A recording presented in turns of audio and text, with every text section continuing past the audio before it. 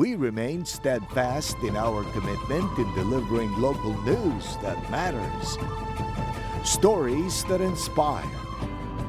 Enriching the lives of Filipinos in the Philippines and across the globe. This is your GMA Regional TV, kapuso ng bawat Pilipino.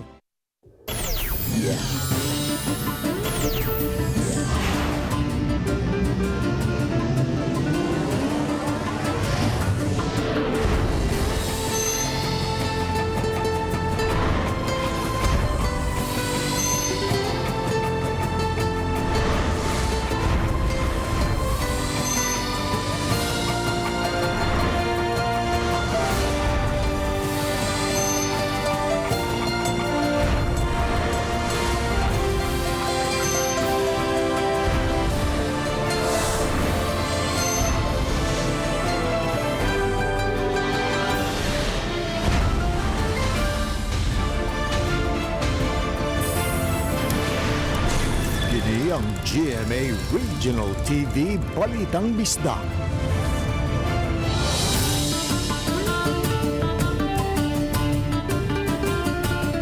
Mayong hapon, kining inyong GMA Regional TV Balitang Bisdak, ang bugtong kasaligan, kasandigan o kadangpan sa mga Bisaya. Ako si Bobby Nalusar. Nga magatod sa labing dako og mga nagunang balita ang mahinungdanon sa Central ug Eastern Visayas. Ako si Alan Domingo. Ako si Cecil Kibod Castro, live sa GMA Complex sa Dakbayan sa Sugbo.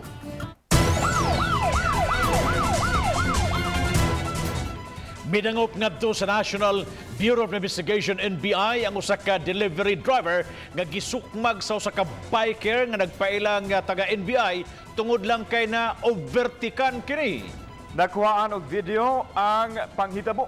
Makita usab sa video nga unang nidapog ang biker ngadto sa biktima. Ani ang report.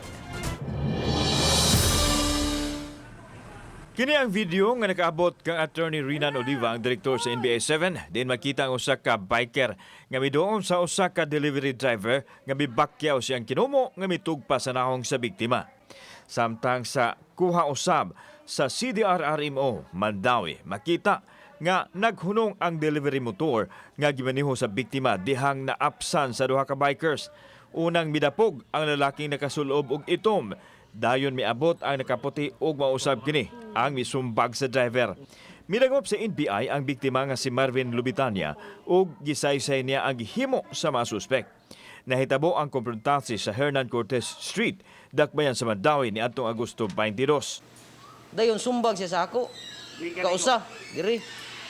Pagkasunod niyang sumbag, diri na sa Gunaygo. Ni aksyon lihok akong kaban siya. O, lihok, bunutan di ka, NBI ko. Ang ato lang kuan karon nga ma-identify siya, ma-identify kung kinsa tong tawhana nga fake nga NBI because we do not tolerate those actions. Samtang ipadayag ni Attorney Oliva nga daghan ang tao nga migamit sa ngalan sa ilang ahensya. Depende na sa katong injuries nga yang nakuha pagsuntok niya. Definitely ako nakitaan kato based sa medical certificate o katong usurpation. Sa Pigasbahin, unang nagpablatter si Lubitania sa MCPO Station 4 nga mipasalig usab nga miimbestigar sa kaso. Ang team Mandawi moabag sa pakisusi kung adunay CCTV footage nga nakuha. Nagpagkandak ng investigation, nangayon ko ang mga imbestigahan ako ng area na dinay pag-ibo CCTV na kailan na po ang content para kaya po na hindi na magilala ba? Maximum tolerance lang yun. Pagpasensya yun ang kailangan natin kalalan. So dapat bugnaw ang ulo, dili magpada sa init. Kauban si Cleofer Lumayag o Godfrey Relien. Ako si Alan Domingo. Balitang Bisdak. Moabot sa 30 ka mga residente nga nanimuyo dapin sa sapa sa sitio Laray, Barangay Pitogo, sa lungsod sa Konsolasyon, apektados pagdahili sa yuta ni atungtungang gabi sa Sabado. Ang detalye ni Fee Marie Dumabok. Nagdahirig na kining panimay nga naabtan sa JMR-TV Balitang Bisdak gahapon. Maong nibakwit na ang pamilyang Arcilia. Samtang atapad nga balay sa pamilyang Noynay, bisan kun ang gitindugan ni iniinanay nga nakalkal ang yuta. Apan nagpabilin gihapon ang banay. Ang pagdahili nagsugod niya tuntungang gabi sa Sabado atol sa kalit kapag bunok sa kusog nga ulan. Mato ni Manuel Noynay, Wa sila'y laing kabalhinan ug dili usab sila gustong temporaryong mupuyo sa evacuation center. Kalayo na kini sa ilang panginabuhi. Ilang hangyo nga matabangan silang mapaligon ang pundasyon sa yuta. Ilaw sab gibasol ang dredging sa sapa, maong nakankan ang yuta. Dangtang mga alas 12 na burn out to siya. Murag na nihumok siguro ang yuta, matong ni dahili ang kuani bigay ang riprap. Moabot sa 5 ka balay ug 30 ka individual ang apektado sa maong pagdahili ug wara hinuin na kalas o naangol sa maong hitabo. Samtang gituga ni Pitugo Barangay Kapitan Aquilino Pitugo nga kanunay nilang gipasidara ng mga residente nga muhiklin, ilabi na nga pirming bahaon ang dapit. Sumapa, gipaabot lang nila ang desisyon sa lokal nga kagamhanan sa konsolasyon. Istorya mami taga-ubo, taga-munisipyo ba nga dili na sila pabalikon. Kay sa gobyerno gud dili maguna do na may 3 meter ismin ba nga dili gud pabutaran siya nya tungod lagi dili bitaw paistaran. Samtang dito sa Oslob, nakuhaan og video sa usa ka netizen ang nabugnang alimpuos diha sa kadagatan niadtong Sabado sa buntag. Nilanat kini og mukabat 4 minutos. Pasabot sa Pag-asa Visayas nga ang kalit nga pagbundak sa ulan og alimpuos niadtong weekend bugna sa localized thunderstorm tungod sa easterlies. Uban ni Cleofer Limayag ug Rod Prado. Ako si Famary Dumabok. Balitang Bisdak. Vaccination sa gabi ug drive-thru vaccination pasiugdahan sa lokal nga gamhanan sa dakbayan sa Lapu-Lapu aron pagdasig sa uban kini human na bantayan ang pagkunhod sa gidaghanon sa magpabakuna. Siluan meron din sa report. Hoops Dome ang magsilbi unyang venue sa pagsugod na sa night vaccination karong Huwebes sa Lapu-Lapu City. Kini aron pag-accommodate sa buot magpabakuna apan dili gustong makalive o mo-absent sa trabaho. Magsugod kini sa alas 5 sa hapon hangtod sa alas 10 sa gabi. Gawas ni ini, mupasiugda usab ang dakbayan og drive-thru vaccination nga ipahigayon sa Mactan Shrine. Nagwat lami sa go signal ni Mayor, i-finalize naman to namo ang mga details. Gi-present na po na nato siya sa DOH pag Friday and sa Visayas Vaccination Operation Center nga natay intention nga mag-drive-thru. Giangkon sa Deputy Head sa Local Vaccination Operation Center nga nabantayan nila ang pagkunhod sa gidaghanon sa mga nagpabakuna sa ikatulong semana sa Agosto. Sa milabayng Biyernes, 2,354 lang ang nagpabakuna ug labing ubos niadtong Sabado nga may 1,297. We have to be creative kay number one, we've seen also a drop sa ato ang first dose nga magpabakuna.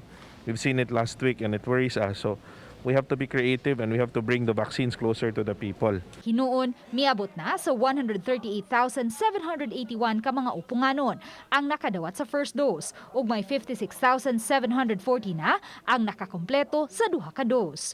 Uban ni Marlon Melgazo, Luan Narondina, Balitang Bisdak.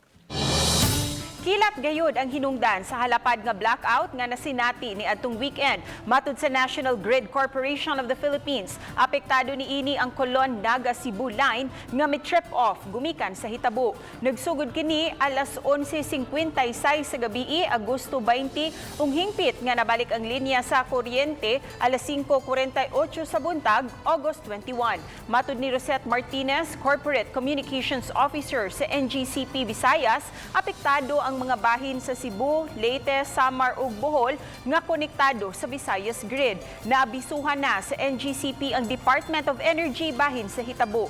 Samtang sa pag-igo sa blackout, bisan sa tungang gabi, sibaw ang epekto ni ini sa katawhan nga nagpost sa social media. Lakip sa mga naapektuhan kining mga nagbuhi ug mga isda, ilabi na ang mga koy. Ang uban wa kapangandam ug nangamatay gayud ang ilang mga binuhi nga gianugnan kaayo, ilabi na sa mga nag-breed ni ini. Force of nature man to siya, sir, kay udi na tumakubong. Although we have a lightning arrester, so but this is not the first time that a lightning caused a line to trip.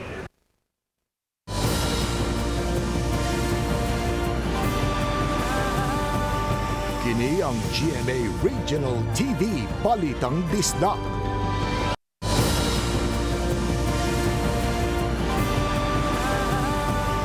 Kini ang GMA Regional TV Balitang Bisdak. Malamposon ang katibukan na ang night-time vaccination nga gihimo sa Mandawi City Government niadtong Biyernes nga hayan na himuon ng regular ang maong kalihukan sa dakbayan. Adunay live report si Nico Sirino. Nico.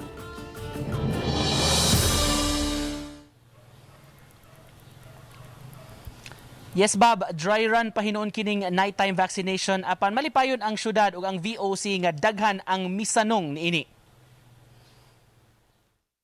Biyernes gilusad ang night jab vaccination sa Mandawi City. Nagsugod kini alas 4 sa hapon hangtod alas 9 sa gabii. Katuyuan sa programa nga gitawag nila nga Tara Shots sa gabii ang pagdasig sa mga trabahante nga magpabakuna. Kahigayunan sab kini aron di na sila mo absent o mo leave sa ilang trabaho aron makapabakuna. Very successful kaya mga vaccinations sa Tara Shots, and then we receive positive results regarding the Tara Shots. 341 tanan ang naakomodar sa night jab nga pulos mi parehistro sa system. Sa registration gipili nila ang night schedule aron maakomodar niini. Susama ra gihapon ang proseso nga gisubay sa mga nagpabakuna. May special team sab sa mga health workers sa dakbayan nga gi-assign sa maong schedule. Only for the evening kuan nag-start shifts.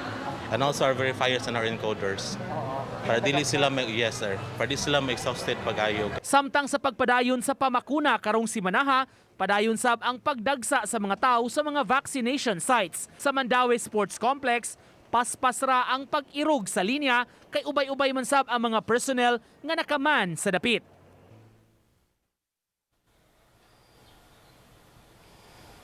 Tungod kay dry run pa man kini Bob, para pang gi-assess sa syudad ang pamaagi ni ini gi-refine kung doon na may kinahanglan nila nga usbon sa proseso apan mupahibaw ra sab sila sa kinatibukan nga schedule kung hingpit na gyud kini nga malusad. Bob, daghang salamat Nico Sirino sa imong live report.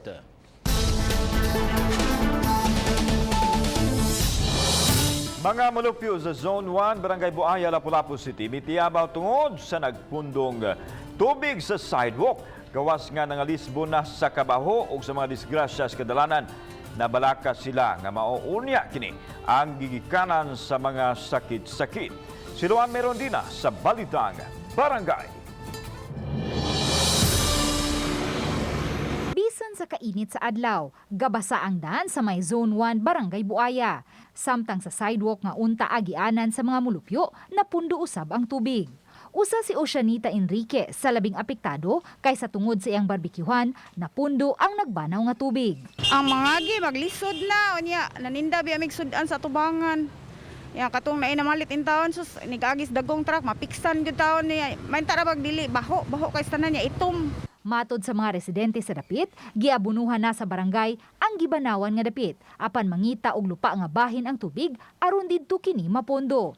Aron pag-formalize sa ilang reklamo, may gihimong signature campaign ang mga mulupyo sa dapit aron kapangitaan og kasulbaran ang dugay na nilang suliran.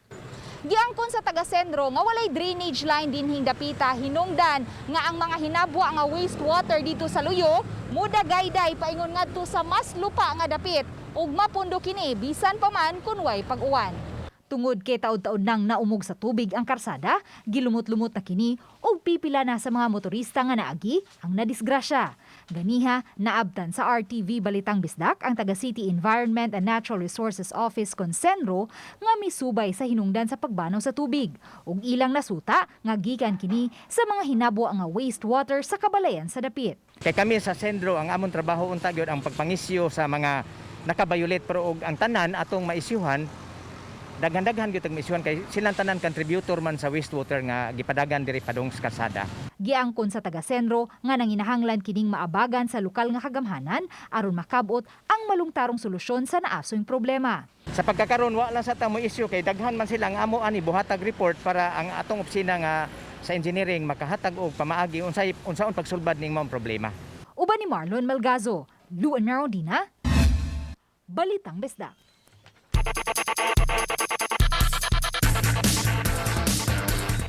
Mga Bisaya, kung todo ang suporta kang pambansang kamao Manny Pacquiao sa iyang sangka batok ni Yordenis Ugas kagahapon. Ang report ni Femari Dumabo. Alas 10 pagani sa buntag, ihay nagatang sa ilang tagsatag sa katelebisyon kining taga lungsod sa Konsolasyon. Ang mga barbero usab sa dakbayan sa Subo ang nagkasinabot nga mag-abot sa usa ka shop aron dungan nga saksihan ang away ni Pacman batok sa Cuban boxidor nga si Yordenis Ugas. Samtang ang Subuanong 2018 featherweight champion, kinsa undercard kaniadto sa fight ni Pacquiao nga si Jack El Capitan Tipora. Tutok usab kaayo uban ang iyang kabanay. Sa iyang obserbasyon, nakadistansya ra si Pacquiao kang Ugas nga posibleng nakatampo sa iyang kapildihan. Apan alang kaniya, idolo gihapon niya si Pacman. Proud gyapon kong Pacquiao, siya may akong idol jud. O wala na makatupong sa iyahang naabot sa boxing, 8 times world champion. Sa Tagbilaran City sa Bohol, todo suporta usab ang mga bulanon sa away ni Pacman. Ingon man sa ilang kababayan nga si Mark Magsayo sa iyang away batok sa Mexican nga si Julio Siha. Adunay free live viewing sa Tagbilaran City Hall. Pero 50 ka tawo ra ang gipasod og kadto lang mga bakunado na batok sa COVID-19. Proud kaayo ang kababayan ni Magsayo nga nipatumba siyang kontra sa 10th round. Number 1, Magsayo. Samtang nagluhod og hugot nga nagampo ang inahan ni Pacman nga si Mami Junisha sud sa ilang kapilya sa tibuok sangka ni Pacquiao. Ning pagkapildi sa pambansang kamao, angay na kunong muritero na ang anak sa pamuksing. Ibig sabihin, og manalo, matalo, tanggap na nako. Di ba napildi si katatlo sa bunson? Nya ingon ko gusto ka bang madaog atong bawion, daog na. Nadaog siya ka upat pod. Ano na? O, di lipay na ko kay nadaog na siya, undang na. Stop ka na. Uba ni Cleofer Lumayag og Rod Prado. Ako si Femery Dumabok. Balitang Bisdak.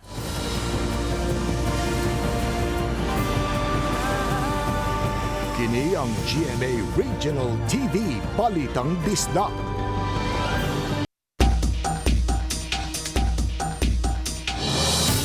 Mugapin na sa 1,000 ka mga balay ang gipaubusan lockdown din sa Dakbayan Sugbo sud sa 14 ka adlaw gumikan sa COVID-19 infection. Ani ang report. Sana hitabong pagtakod-takod sa COVID-19 sa isig kasakop sa pamilya, ila mapanimay gi-lockdown. Gibutya ni Konsehal Joel Garganera, Pangulo sa Emergency Operations Center, nga mokapin sa 1,000 ka balay ang gi-lockdown sulod lang sa 14 ka adlaw. Tungod kay puno ang mga healthcare facility, gitugutan usab ang home isolation sa mga COVID positive apan higpit ang ilahang protocol. Gitudloan usab sila sa angayan nilang pagabuhaton o gihatagan sa ilang panginhanglanon sulod sa adlaw nga naa sa home quarantine. There are instances gyud nga motugot gitag home isolation. Labi na nga dili maayo ang sitwasyon, no? Na high risk siya. Unya kani ba atong CCQC di ba yan nimo dawat og 65 pataas?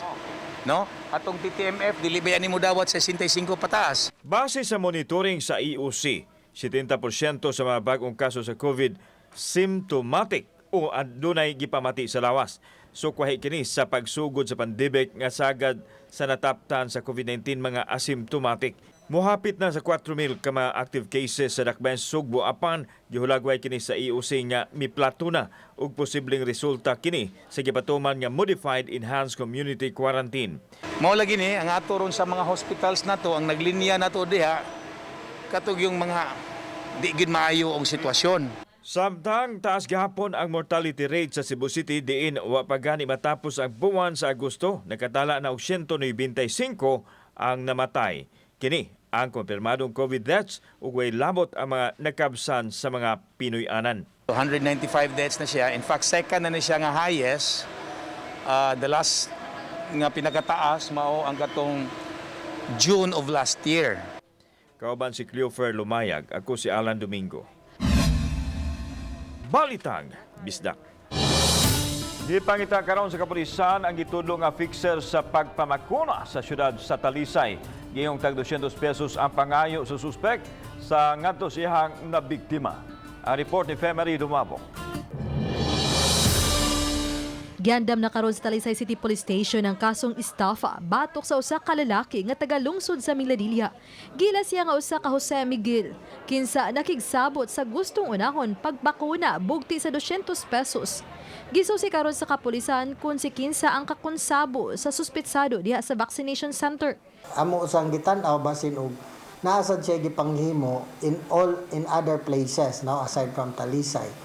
But ang among nakita is more than one victim diri sa Star Mall Vaccination Center. Mato di Pilari nga duha na ka mga biktima ang andam ng pasaka og kaso. Samtang gisubay usab nila karon ang taho nga adunay usay gitanyag nga mga peking vaccination card. Mupasaka gyud og kaso ang kapulisan sa awhag usab sa mayor. There are a lot of people who wants to be vaccinated. So kung gusto mo maguna magsayo, no? Then you should bear with the process na among giproseso tang gisunod. Uban ni John Sulon, ako si Femery Dumabok. Balitang Bisdak.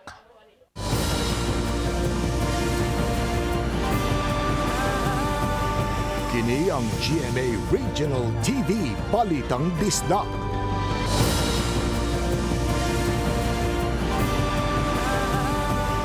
Kini ang GMA Regional TV Balitang Bisdak. Nagpadayon karon ang mga protesta nga gipahigayon sa nagkadaiyang sektor batok sa proposed reclamation project sa Dumaguete City. Ang sektor sa mga environmentalists, akadim, simbahan, kabatanan-unan, mga mananagat, tricycle drivers ug mga professionals nagpahigayon og silent protest sa Flores Avenue. Pagpakita kini sa ilang kusganong pagsupak sa 174-hectare proposed reclamation project ubos sa unsolicited proposal sa private company, tambakan ug mga bato ug yuta ang kadagatan nga mutabon sa mga corals nga makita 30 metros gikan sa kabaybayunan sa syudad. Gawas nga maguba ang kalikupan, apektuhan usab niini ang halos 1,000 ka mga mananagat sa coastal barangay sa Dakbayan. Tungod niini dili muundang ang nagkadaiyang grupo sa pagprotesta hangtod nga dili usab undangan sa syudad ang gilaraw nga proyekto. Sa pagkakaron padayon ang Dumaguete LGU ubos sa pagpangu sa mayor pagpahibaw sa katawhan kalabot sa Smart City.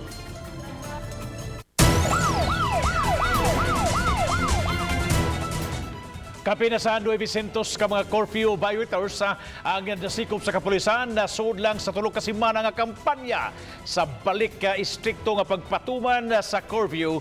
Nining weekend lang 131 ang ilang nasikop din gawas nga gipaubos sa 8 ka oras nga seminar gipasakaan usab sila og mga kaso. Pipila sa mga nasikop gikan sa silingang syudad o mga kalungsuran samtang 7 sa usa ka mga lalaki nga nasikop tungod sa tigbakay gagahapon. Duha ka mga kaso ang ilang pag-aatubangon. Uban natong mga tawo is magpabilin nga gahi og ulo. Now, aside from this is a violation of PD 1602 for gambling. This is also a violation of the executive orders, the Bayanihan Act.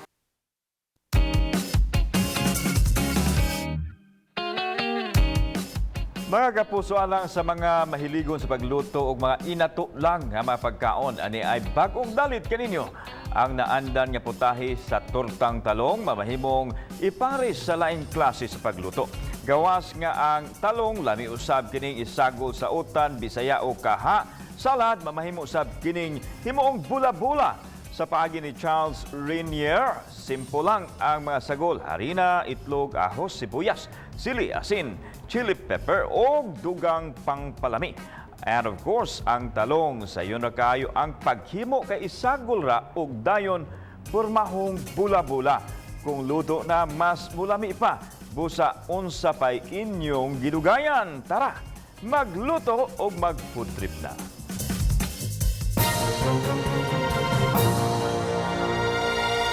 Kini atong latest weather update, Monday, August 23, 2021. Ang bagyong Isang nakagawas na sa atong Philippine Area of Responsibility na international name na Tropical Storm Umais o gilayon sa 785 kilometro sa may amihanan silangan ng Itbayat, Batanes. Samtang habagat or southwest monsoon ang padayon nakaapekto sa may kasatambahin sa Southern Luzon, Visayas o ang lalawigan sa Mindanao. Ang tibuok sa Central Visayas kasama na ang probinsya sa Cebu ug diri sa may eastern part of Visayas makasinati na panagsama panganuron ngadto na sa medyo madag-umon na kalangitan ug naay mga patak-patak na mga pag-uwan tungod kini sa mga localized na mga pagpanugdog ug kilat. Samtang ang Western Visayas, Palawan kasamang Kalayaan Islands ug ang Occidental Mindoro makasinati na madag-umon na kalangitan ug naay katag-katag na mga pag-uwan ug kini mga pagpanugdog ug kilat. Padayon ta mag-monitor sa atong mag-i-issue ng mga thunderstorm o rainfall advisories. Ug para sa atong mga dugang detalye, bisitaha atong mga official social media accounts. Kini si Jomar Clarino gikan diri sa Mactan, Pag-asa Visayas, DOST, maayong adlaw. Mayong hapon sa itong mga puso diya sa Laluigan, Siquijor, Bohol, Negros Oriental, Samar, Leyte, labi na sa Hilongos sa Maasin City, Giwan, Eastern Samar, Katbalugan City, Biliran, Burungan City ug apil na ang atong mga international viewers. Amping mo kanunay mga kapuso. Ug mga kapuso, inyong makita kining mong episode sa official website sa GMA Regional TV sa www.gmaregionaltv.com.